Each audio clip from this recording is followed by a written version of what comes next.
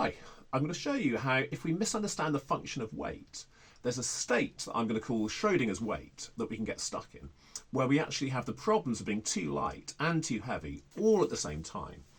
Now, if I take a Chopin study, first thing, if I try and apply direct weight into my fingers, it wouldn't work in this. It's just going to be very loud. So supposing I say, okay, take the weight off the fingers, let's just be light, it could cause something like this potentially.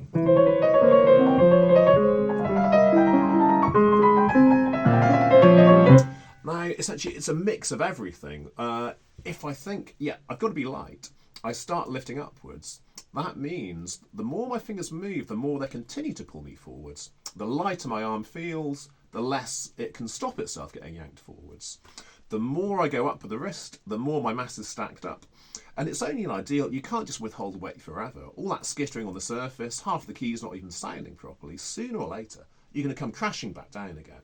And it's going to make a hell of a noise. So we're actually getting the worst of everything, potentially. Now, I'll show another scenario in which this kind of thing can happen. If you get stuck down under weight, and then I'm moving like this.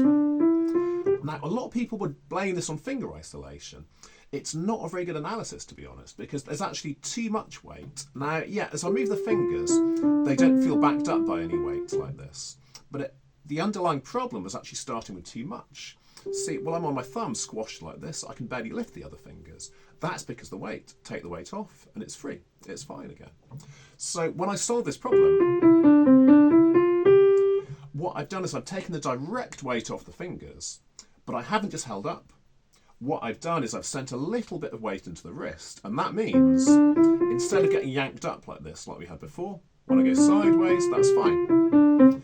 The weight of the arm is absorbing the reactions, stopping it get destabilised. But what it's free to do now is take the weight off the fingers. So we're taking off direct weight, we're using indirect weight as the stabiliser.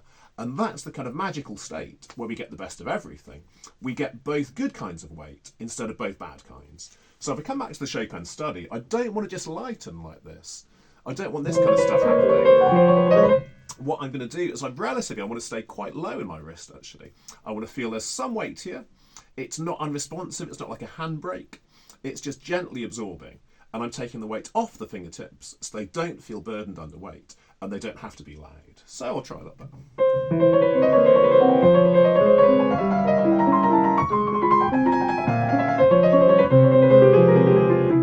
So that's Schrodinger's weight. This is the good kind now. In this case, no unnecessary weight on the fingertips. Useful weight here, keeps me stable, keeps it comfortable. No problems at all then.